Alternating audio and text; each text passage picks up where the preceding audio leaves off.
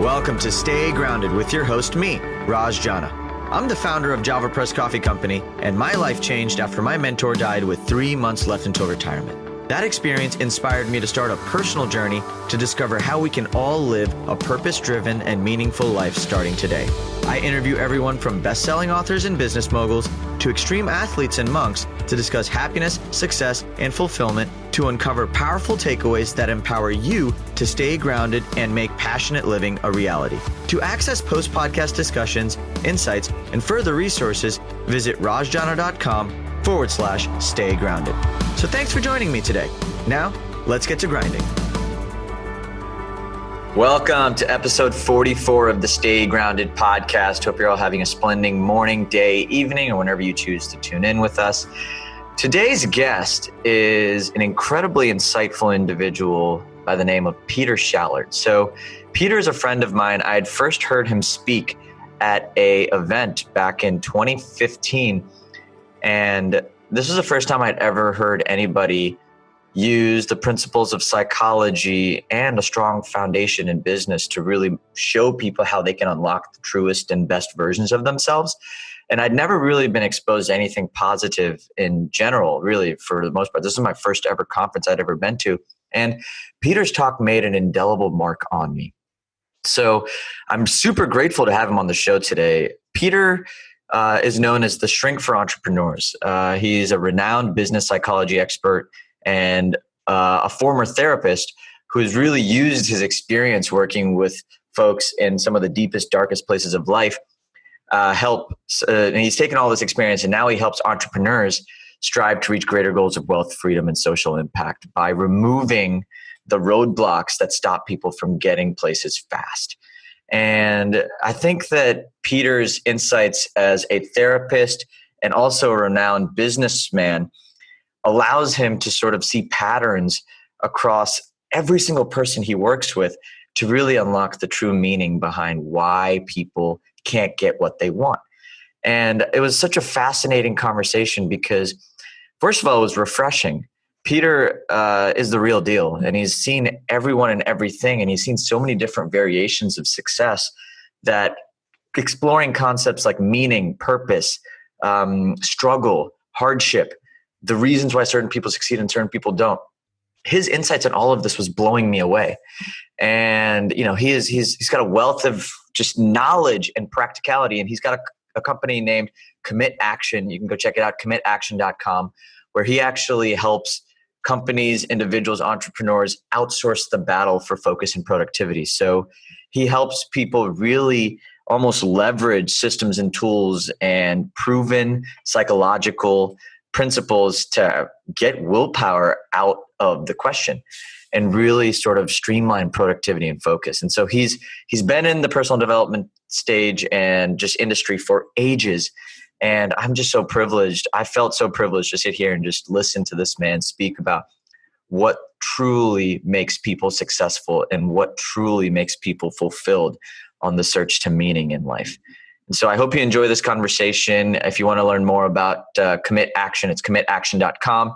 Peter also has an incredible blog at petershallard.com. So please go check them out. These links are already available on the website and more. But before we get started with the actual episode, if you haven't already, rate, subscribe, review to the Stay Grounded podcast on iTunes, Stitcher, Spotify, whatever your method of madness is.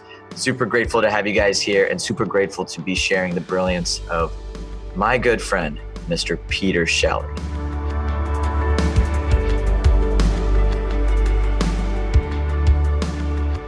Yo, yo, yo! Welcome back to the Stay Grounded podcast. I'm your host, Raj.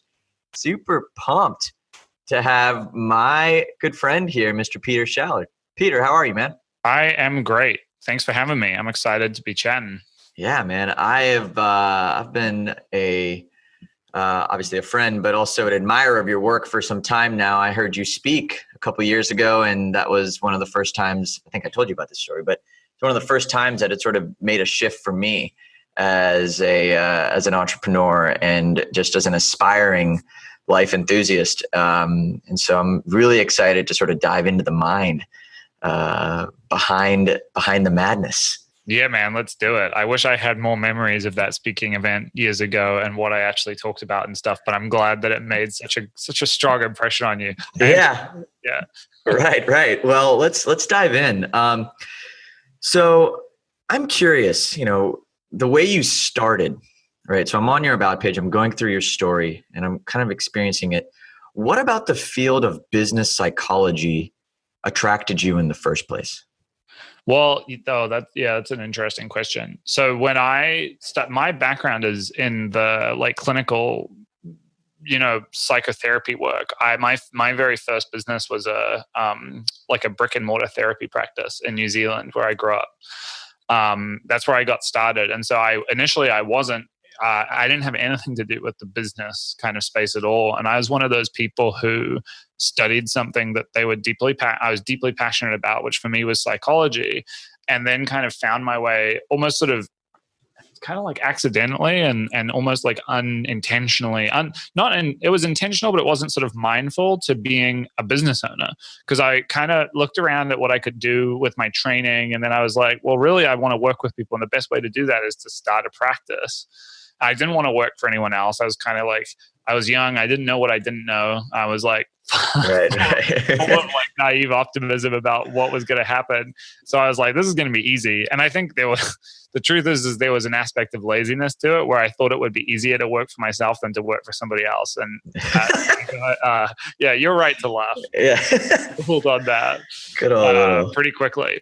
And so what happened is I started this business and I just had no idea about anything about business. And I actually had a significant amount of resentment that I built up because the way I thought that the universe works was I've spent so long training in how to help people with these psychological tools as a therapist that I deserve for a line of clients to be waiting outside my door. And they should just know about me, because like, why doesn't the world work that way? And so what I did is I went and took a lease on like an office, a brick and mortar location. And I sat there with like a phone. I took out an ad in the yellow pages because I knew you had to have like some way for people to find you. And then, and that definitely dates the story. And then I sat there and waited for the phone to ring, and nothing happened. And I freaked out because I had taken on this overhead. I had to pay for this rent, but I didn't have like any clients, anyone really coming in.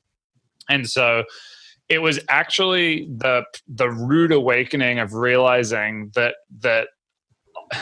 and it was so painful to do this. Like in hindsight, it's easy to explain and like tie a nice little bow on it. But really what it was realizing that the work of learning to do the thing was over, that I had gotten the training and I was ready to go. But the work of like starting a business and learning how to do that was only just beginning. And like, I was really day one in the school of entrepreneurship, and I didn't even know it. I didn't even know that I was now an entrepreneur, that I was trying to do this. I kind of didn't even think of myself as a business owner. So it was this painful process. And I started like learning about things like sales and marketing. And I really like kicked and screamed. I didn't want to do it. I found all of that stuff icky. I like didn't want to have to like promote myself. I was entitled. Like, why should I? But what actually happened is I did start getting through like some family and friends referrals, like my first couple of clients. And I was so fortunate that early on, I got an entrepreneur when I was working with a few people on these like clinical problems, pretty heavy stuff. I had this business owner come and see me as a patient, like as a client. And they wanted help with like a flying phobia. But we, first of all, it was a revelation to work with this person because they were so like hungry for tools and wanted to like change this phobia thing that was holding them back in business from traveling and growing their business that way. And they were just so hungry about like proactive change that I was like, wow, like, who is this guy? Why is he so like, compared to my other clients where there's always quite a lot of resistance, like the hard part about doing that kind of work is that people want to change, but there's a part of them that doesn't want to change. Whereas this guy was like wholeheartedly, yes, give me tools, tell me what to do. Like I'd give the homework at the end of the consult, he'd come back and have like overachieved and just be ready to rock. And so he, in the end, like a lot of entrepreneurs that I would come to learn over the years, he sort of flipped the conversation at the end of our consults and was like, hey, like, how's this little business of yours going? And that really became my first kind of mentor. This person started referring me other business owners. He thought I had like some incredible tools for people like him, who needed help dealing with like the stresses and some of the kind of mental pathologies that affect business owners. But he also started kind of taking me under his wing, and he was the one who really made me see like sales and marketing is a skill that not only you need to learn, but you can learn. Like he kind of gave me that hope. And if I'm honest, I had that lesson from people like even my own father was like, you got to get out there and drum up some business. But I didn't want to hear it from him. But having this kind of external guy who I didn't know sort of come and start coaching me on that was the beginning for me of like a lifelong, like that was when I picked up my first business book. That was when I first started experimenting. I remember realizing that we could probably grow the business and get more people in by doing a direct mail marketing campaign and like learning what the hell that even was, and how copywriting, for example, is like an important skill for a very small business owner to have. I remember that one because I had several different experiments, but that was the first thing that really worked, was that I wrote this letter. We did this direct mail campaign that like blew up the practice. And that was the first time that I saw like this entrepreneur thing is like a set of skills that when you harness them and you click it into place and you get something right, crazy stuff happens. And I went from struggling to like being overbooked with clients because of this one initiative. Right. So that was how I got a taste of like entrepreneurship. And then it kind of, there's a whole story after that. Let me dial that back, because I think there's a lot of gold packed in there. So what I find fascinating is that you found like you just gotten out of this like from being a therapist to now being a business owner, like a business owner who's also a therapist. And you felt like you put in your 10,000 hours and that things should come, and you had this entitled mindset. Yeah. What about being around this business owner sort of changed your own internal dialogue to start picking up the act of learning all over again? It's almost like you were reborn in a sense. Like instead of looking at it from a stance of, okay, I've done this, I shouldn't have to learn this stuff, I'm done, to now all of a sudden you're being excited about learning new things like sales and marketing and copywriting and direct mail. What was the shift for you in that moment? Man, no one's ever asked me that before. I got to think about that. It's a good question. I think that part of it must have been the fact that he had that entrepreneurial optimism that I think all successful I've since learned all successful entrepreneurs have, where he was kind of like he would ask me at the end of the consults, like, how's the business going? How is your little practice going? Like, what's happening? And there was always this like presupposition in every conversation we had about that stuff that like, this could be really easy.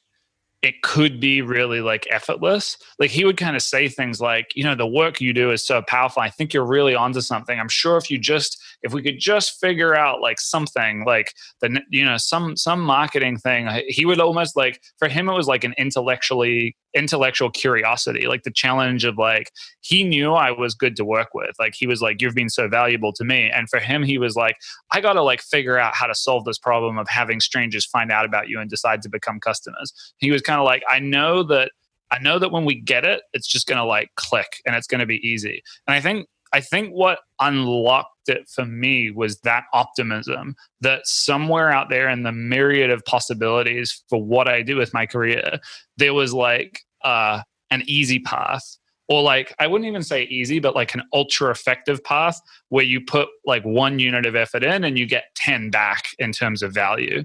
Right? Like it was that entrepreneurial like arbitrage. Like if we can just find that right thing and hit it, it's going to go big.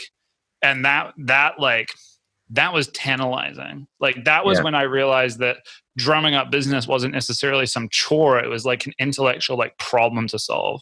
And when you solve it, it could be like this huge win. And I think that just the possibility that was like a puzzle waiting to be figured out was what kind of got me to transition from, I mean, it was a shift from like seeing myself as a clinician at the end of their professional journey, whose now job it was to just like do the work, to seeing myself as like a student again. And it didn't happen overnight, that transition. It was like uncomfortable. Right. And there was a lot of like kicking and screaming mentally. But like once it did happen, I mean, it changed the entire trajectory of my life. It's literally, I like don't even recognize myself in this story when I'm describing it. So, how did your, I think one of the biggest parts about changing is that there is that subconscious wiring that's sort of pulling you back, right, into comfort. And I think you said this pretty brilliantly that, entrepreneurs have this eternal optimism that sort of fuels them when it's almost like a brainwashing of the subconscious. How did you start training your subconscious to almost be on your side as you were going through these steps to whether it's making curiosity something that's intangible inside of you, or just that growth mindset, or adopting that? How did you train your mind because I think the first step is yourself. Like before you started teaching anybody, you had to train yourself. How did you go about doing it consistently so that you could reach that one thing that brought you 10x results moving forward? That's really interesting. Yeah. I mean, for me, I felt like on the other side of this sort of transformation, when I kind of developed the growth mindset, I felt like I had an unfair advantage because I had all of these psychological skills that I had kind of studied and that I could kind of deploy in. And what I started doing was like mixing them in with the business stuff that I was doing. So for example, I realized that I needed to basically learn how to sell at one point. And we're sort of fast forwarding a little bit in the story here, but I had started like doing some almost like consulting at the corporate level, where I was doing like the therapeutic work, but with executives who needed help with like some health problems and mental health stuff. And so I had to like win these like corporate contracts. It was almost B2B sales. And I realized I had this inadequacy. And I was like, I'm going to go and learn how to do this. But what I also realized is that there is some like unconscious competencies that really effective salespeople have that I can like understand at a psychological level and then sort of replicate. So I was digging into like, the way that I was kind of pushing myself is I was taking every business book, every lesson, like every sales principle, and thinking about it and sort of evaluating it through the matrix that I saw the world as somebody who's like thought and trained deeply on like, why is it that people do the things they do? How do people tick at a psychological level? So that was really, and I didn't know it at the time, because the evolution of my career was I went from doing this just really, clinical work with regular people like civilians, anxiety disorders, addiction, depression, that pretty heavy stuff. The next thing I started doing sort of simultaneously was I had a few crazy opportunities that were sort of unlocked as a part of this journey to go into large businesses and provide that as a sort of an employee assistance program type service, where I was getting paid like a lot of money to do this kind of work with like high level executives. And that was kind of the first like version 1.1 of my business. And so like, yeah, I think that that beginning of this thesis of crazy cool stuff happens when you combine like really traditional, and academic and also empirical, like evidence-based psychology with some of this like business literature, with some of the stuff that business coaches and people like that say. I mean, one of the things I did was I actually went and got a part-time job in it while I was still running my practice. And it's something that I love giving the advice, because I think it's so rare to hear this to entrepreneurs of like, you should totally get a job, because I went and got one in sales. I got a commission compensated part-time sales job because I wanted to learn from this company that had a track record of like spitting out like super successful B2B sales people. And I literally pitched them on the interview. I was like this kid, and I went in and I was like, listen, I know a ton of stuff about psychology. I think I could come in here and learn what you guys do and work for you and like build a book, build up some business for you. And I was like, and then I'm going to be done. I want to go apply this in my real business, but I'll make you a deal. Like I'll learn faster than anybody else. and I'll create results for you, and then like we'll split, and this will be like a short-term thing, but while I'm here I'll create an asset for you as a business. And the guy who interviewed me had never heard anything like this. He was like, I like this kid. Well, I have so many questions for you. I'm going to break them down one by one. One, I think out of most people, have a unique perspective because you've seen both sides of the coin, right? You've seen people who have gone through some really, really, really dark stuff, but then you've also seen people on the other side of that. And instead of wanting to understand the differences, what do you think the similarities are between people who are going through really, really, really dark stuff and people who have this eternal optimism about them? Are there similarities between the two? I think people are the same in that we all want the same things, right? Like that human beings are, entrepreneurs aren't that different. The successful folks I get to work with these days, they're not that different to regular people, to the folks that I used to work with back in the day who were, in some cases, like having some of the darkest nights of their soul, really gazing into the void. And I think that the same things affect people, and the same challenges are always present. It's like, how do you get security in your life so that you feel safe, that you're able to like maintain the position that you're at? It's the primary concern of every independent person who's not like, who's not a child, who's not supported by like, family or whatever. Like as we start to grow up and get older, we realize like it's all on me now. And so there's like a tremendous anxiety that affects people. And you'd be surprised how many entrepreneurs there are with multi-million-dollar businesses who have that same anxiety, the same like pattern of anxiety that somebody has when they're, on food stamps and barely able to support themselves. It's like, it's this, people have very different journeys, but that fundamental kind of thing is there. And I think once people solve it, there's then that like every human being wants to have like significance, right? That humans are deeply driven by status, where we are, social, political mammals, right? So where our closest sort of genetic ancestors are chimpanzees, these social primates that play these incredible tribal games of like, who's the top chimp, right? And so humans are like deeply motivated by that stuff. And it's funny how like, you could be talking to somebody who's muddling through life with a job they hate, not getting the results they want, and who's, wrestling with some kind of mental health issue.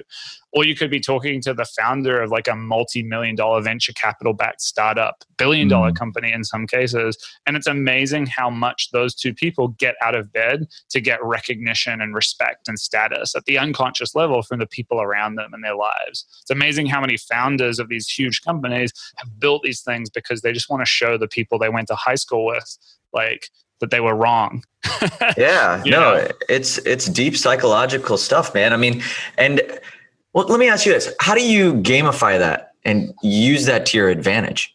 Cause it's not going anywhere. I don't think no matter how much you invest in personal development and becoming more aware of yourself and the things that drive you, I don't think it's going to go away. It just shows up in different forms. So as your fears, your insecurities, your doubts sort of evolve as you grow, how do you sort of level yourself up to where you can recognize these patterns as they come up? The patterns for like searching for status and that kind of stuff. Yeah. Like how do you, because I think one thing I'm starting to realize is that, I've had the same fears forever. Mm-hmm. They just show up in so many different ways, right? Mm-hmm. Like they might show up in money. They might show up in relationships. They might show up in status or ego. I mean, there's so many different forms of the same sort of core thing. And I'm starting to get better at recognizing that, but how do you do that faster? How do you start to recognize these patterns that are in your life and these core things that are the problem and the root of all of your issues, and start to bring those things to the surface so that you can solve them?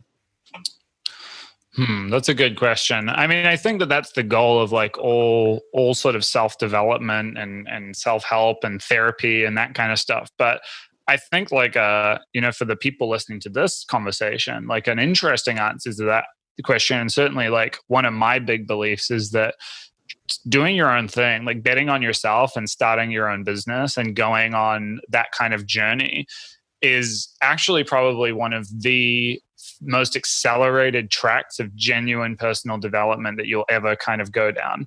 It's so much better than a Tony Robbins weekend. The reason is that starting a business and trying to figure out how to create something out of nothing, like create value, like as an individual, like I'm going to go out and do something in the world that other human beings want so much that they'll like find me and pay me for it. You know what I mean? Yeah. Like doing that from nothing, from first principles, is such a ass-kicking, difficult, challenging experience that it will ferret out and shine a light on like every like dark spot in your psyche, every aspect of your personality where there's a lack of self-awareness, where there's something that you need to learn, and it'll just present those to you. So that's why like I love the work that I get to do now. I really believe that building a business is basically the most dedicated journey and commitment you can make to self-growth, because it just finds you, man. Like it'll just find you. Like if you've got a problem where,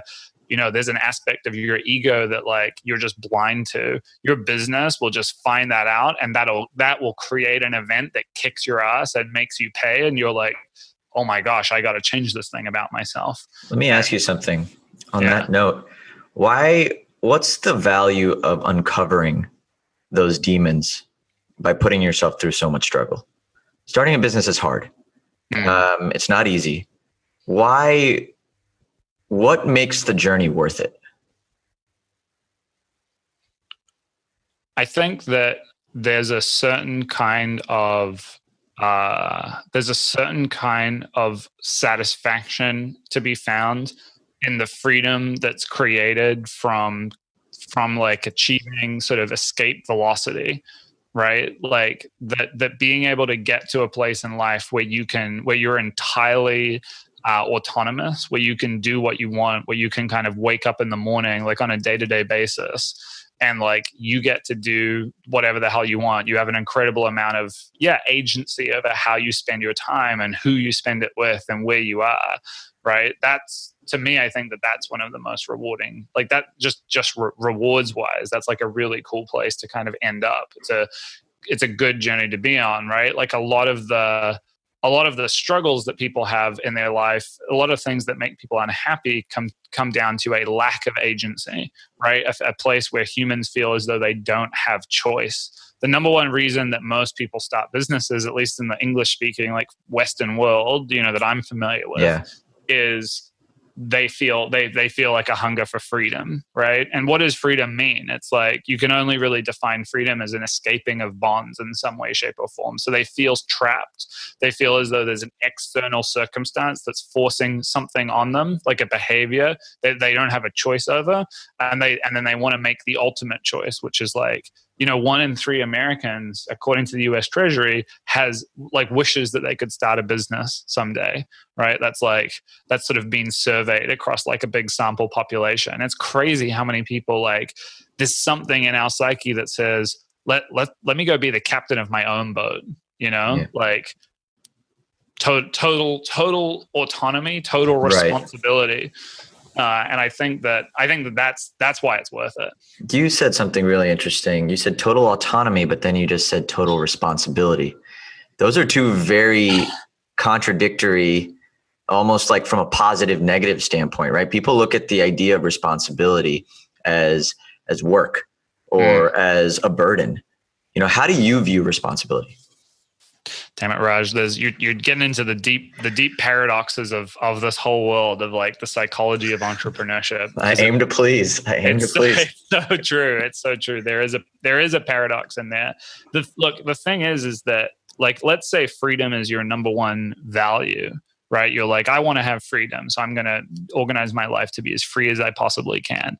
There's a certain kind of freedom that for some people is practically defined as not having to do anything, right? I don't have to do anything ever. That's free. But if you never do anything ever, you're going to have absolutely no freedom. If you look at like a hobo in the street sleeping in a cardboard box, that guy is living a life where he doesn't have to do anything really ever, right? And that's, in a weird way, that's the other side of that like freedom kind of paradox. And so what most entrepreneurs figure out is that, like, actually like freedom is a great kind of value to get them moving, but that ultimately what they end up building requires the shouldering of some responsibility. That, you know, that anyone who has a team, who pays payroll to employees, which can be, again, talking about paradoxes and double-edged swords, can be one of the most like rewarding things to like click the authorization button on your payroll software and know that like people are paying their bills and feeding their kids with the thing that you built, with the momentum and the energy of the thing that you built. But any business owner knows that clicking that payroll authorization or signing it back in the day can also be one of the most stressful things. Yeah. Right. So it's like that.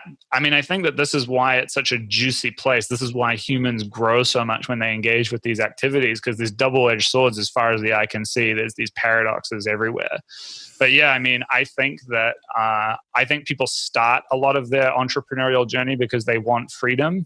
And I think that most of the people who really create something significant and go on a really significant journey of personal growth end up ultimately realizing that it's the shouldering of responsibility in the service of something greater than themselves, like building something that makes a dent, you know, that has some kind of impact that really rewards them in the end. And what's crazy is that with that, they'll often have people who go down that path will attain the types of freedoms that, you know, that people dream about from the postcard view of entrepreneurship, right? Like the freedom to travel, have exotic vacations, to have like high-end experiences. But it's funny how like for a lot of the people who really take this all the way, it's actually the responsibility, the momentum of what they build, the people whose lives they touch, that's the really rewarding thing. And the beach resort is just like a kind of a sideline destination to kind of help recharge them to get them to where they're going. Why do you think purpose and that pursuit of responsibility fuels certain people? Oh man, Raj, so deep, such deep questions. I wasn't ready for this. I told you we were going down the rabbit hole. I think that we're trying to figure out I think we're trying to figure out how to have meaning in our lives, you know? And I think that we live at a time, it's never been a better time to be alive. And certainly for anyone who has the technology to be listening to this right now, it's the best time to be alive. Right? Like we're incredibly fortunate, all of us, the places that we've been born, and sort of we've hit the sort of genetic lottery of being alive here and now, right? Even if our parents weren't the best, even if they made fun of us at high school, life is pretty good. But the thing is that I think there is like a hunger for meaning. You know, I think that humans are trying to figure out like, what is the point of what it is that we're doing? What are we here to create? That's why like on my website, not to like plug the website, but I talk about how I have this sort of key word, which are these key words of wealth, freedom, and sanity, because that's what I help entrepreneurs create, have all of those things at the same time. And it says on my site, and I really believe it's like, what happens next when you can accomplish that hat trick and have all three of those things at the same time? That's where stuff gets really interesting, right? That's where people start to go, all right, I did what I set out to do. I got the wealth, I got the freedom, I stayed sane, I didn't kill myself and burn out while I did it. Now what? And the answer to that question, I think, is like really an expression of, well, what is the point of my life? You know, and that's where people do some of the most meaningful and important stuff. And yeah, I mean, I don't know if we can go deeper than this. I think this is the depth, like this is the bottom limit. It's like, what's the meaning of our existence? What are we here to accomplish? And I think that, you know, a lot of the entrepreneurs, I'm privileged enough now to have built a client roster that like, this is, you know, a 10-year story that we've sort of started telling. Oh, more than that now, actually. And, you know, I work with people who have built billion-dollar companies, and like the ability for these people to solve problems on like a global scale and really make like a big impact is remarkable. And so for me, like that's what gets me excited about this whole journey. Let me ask you something on that note, the idea of meaning being the holy grail. I think that, and this is including myself, you know, there's a lot of times where the meaning is almost staring right in front of you. And it might be through your work, it might be through your relationships, it might be through the seed or the legacy you're building, but they show up in many different forms. But a lot of times I'm blind to it. or I turn a cold shoulder to it, or it's not something that bubbles up to the top. So how do you train yourself to start noticing when the right things and opportunities are showing up in your life? And how do you train yourself to look past the burden of responsibility that likely shields you from actually pursuing meaning to actually turning that into almost a compass where you can start going forward and towards something that fulfills you at a deep level? So tell me if this makes sense to you. Like if you think, I think I understand what you're saying. This might be a useful answer.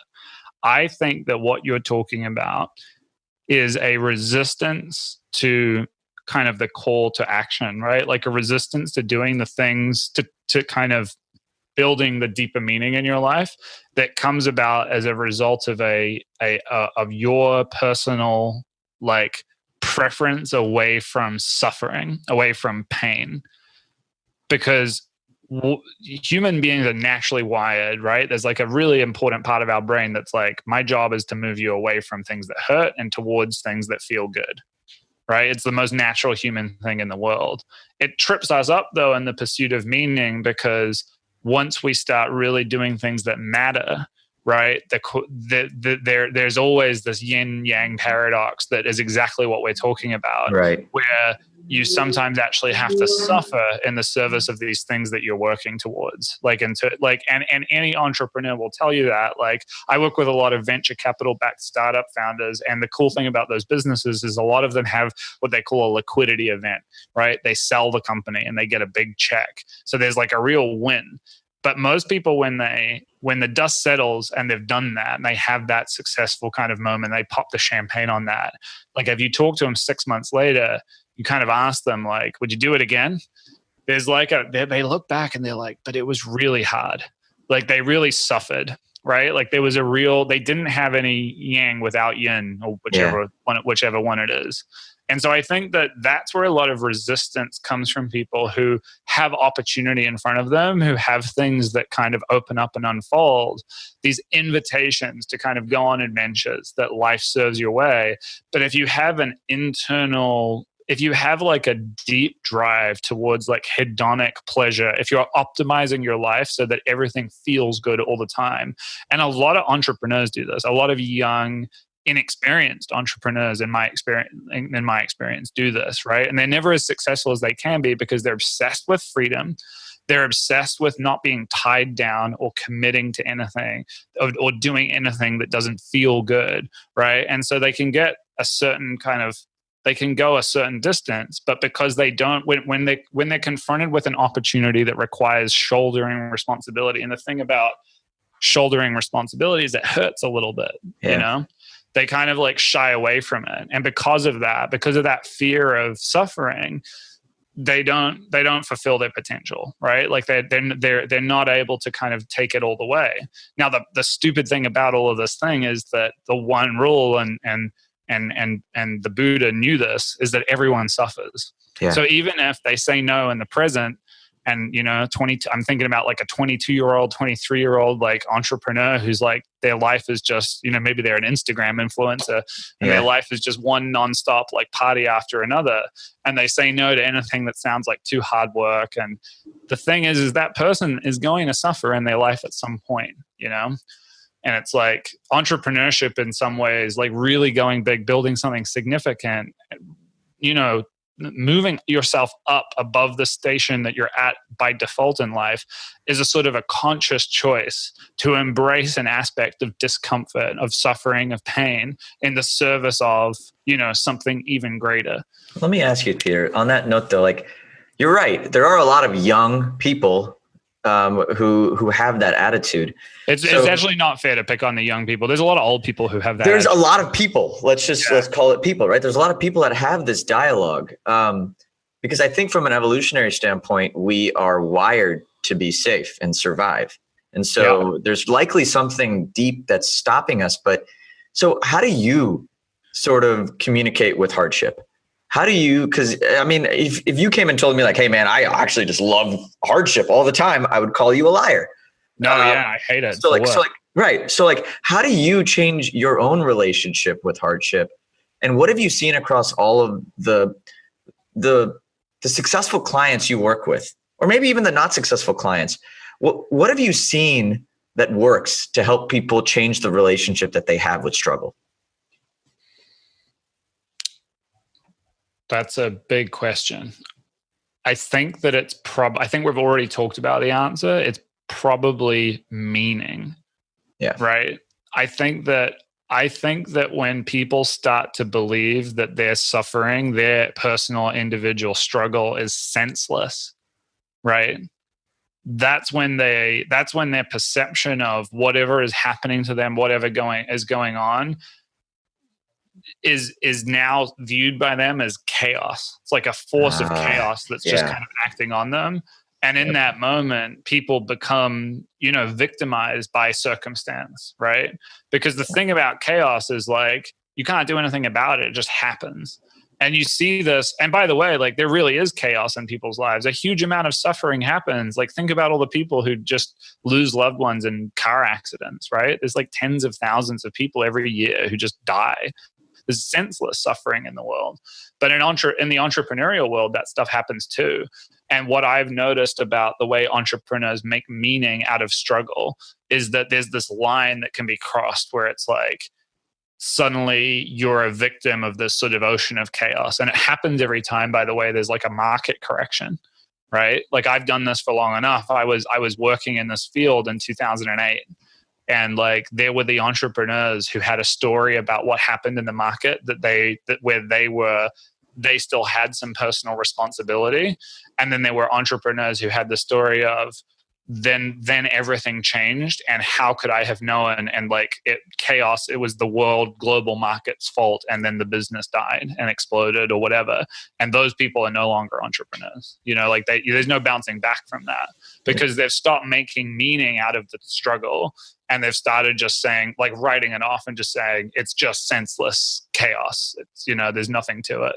There's no moral to the story. Yeah, there's nothing I can learn from this. There's nothing that I could have done differently, right? And the thing is it's so seductive to believe that, because if you're talking about someone who, like, we can use an extreme example and say, like, if someone you love is killed in a senseless accident, that's absolutely true. There is nothing that you can learn from that. You have to grieve, right?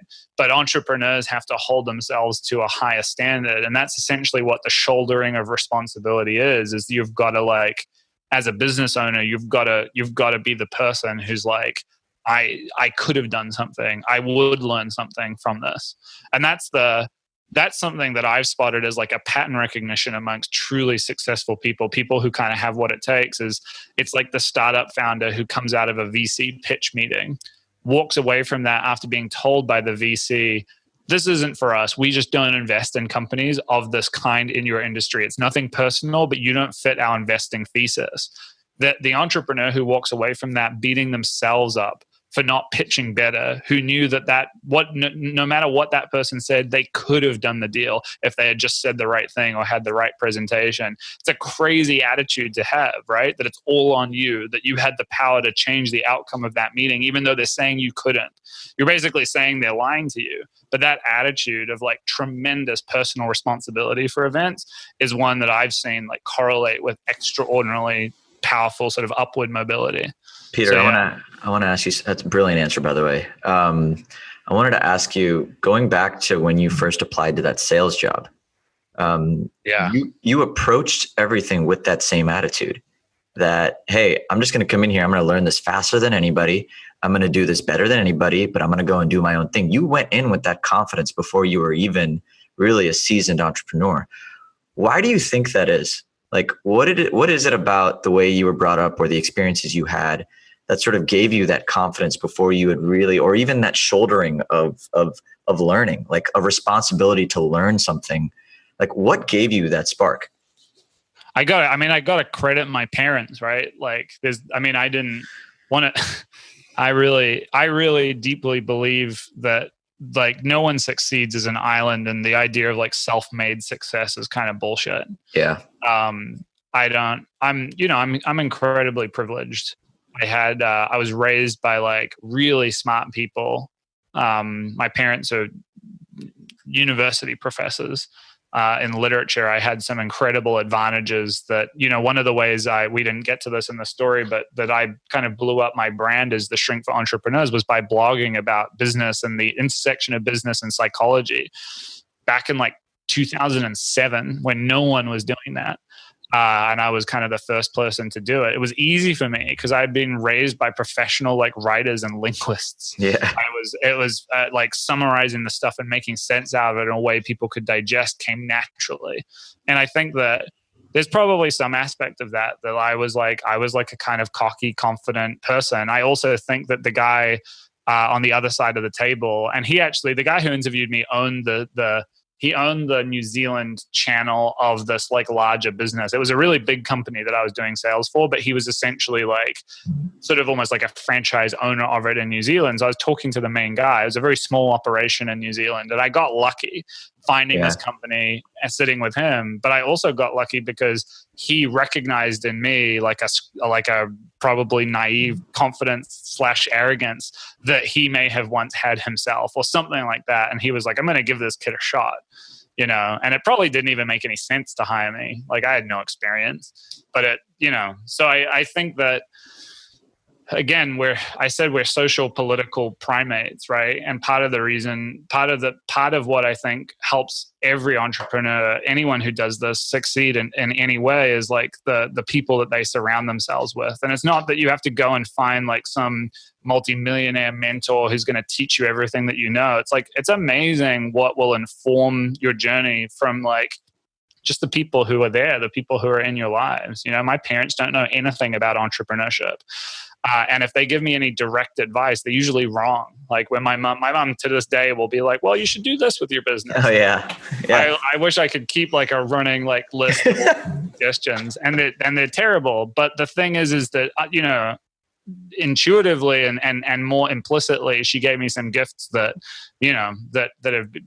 are a huge part of everything that I've been able to accomplish. So I don't know. I think that's the only answer there can be for that question. Yeah. And I think that's a perfect segue into this question, which is one of my favorite that I love to ask all of our guests.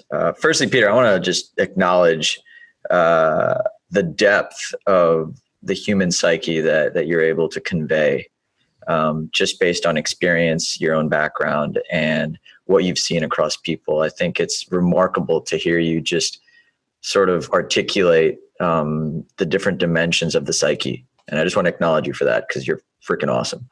Thanks, man. I've been working on this stuff for a while, trying to make sense of why people do stuff. So yeah. Well, keep making sense. I like listening to you talk. But I had one last question. In the midst of everything you've been through, everything you've seen, the work you've put in, the things you've lost, how do you stay grounded on a daily basis? Oh man, I've been waiting for this question. I'm so excited about this. I start my day the same way every freaking day. I wake up and the first thing that I do is I hand grind. I'm not even shitting you, Raj. This is really, really true. I hand grind with your competitor's product. Oh, great. Sorry. I think we're gonna cut the interview short. Sorry, I'm not sorry.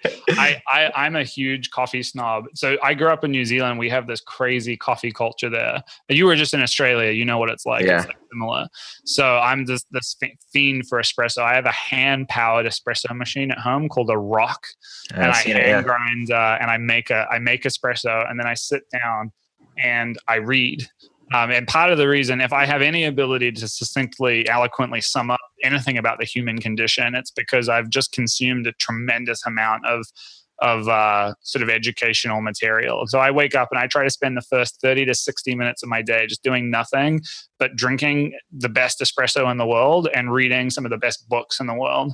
And for me, that's like the days that I don't do that, they're few and far between, but holy hell, I notice the difference. Like for me, that's like a very simple, I don't like to overthink it. I don't want to have a morning routine where I'm doing 17 things, but that's just the one way that I like to kind of center and sort of like, get grounded and get back to reality. And that's pretty much my thing. I'm like happiest and most centered when I'm drinking coffee and reading a good book. Well, how do you feel when you don't do that?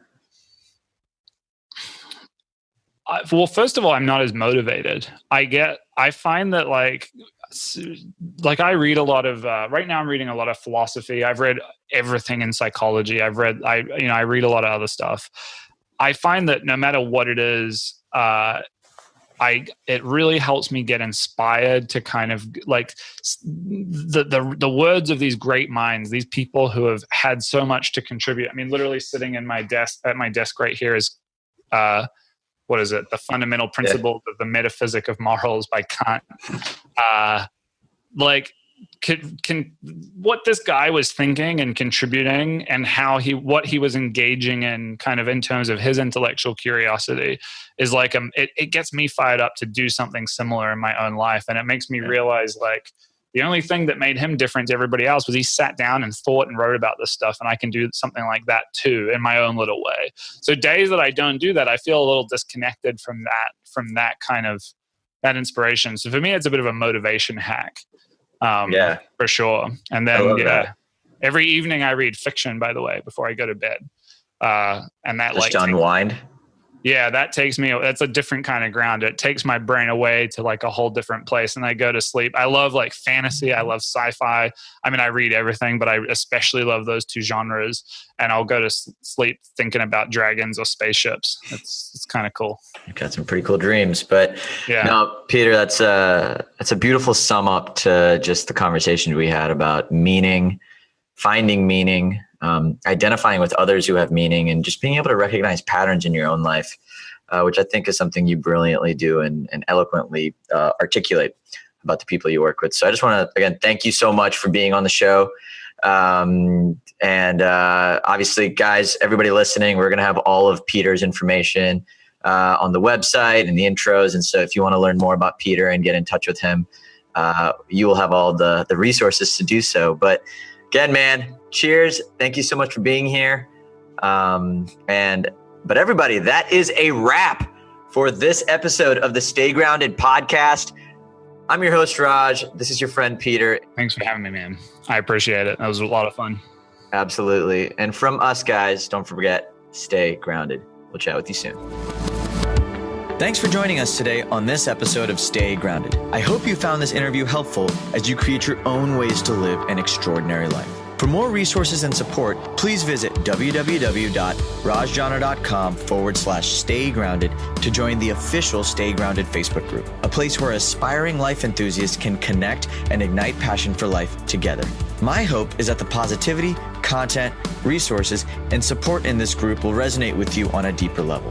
That what you hear in our podcast, read in our thoughtful posts, or learn in our courses will empower you to live with intention, uncover true purpose, and challenge the internal dialogues that stop you from being who you really want to be in your life. Again, thanks so much for joining us. Stay grounded.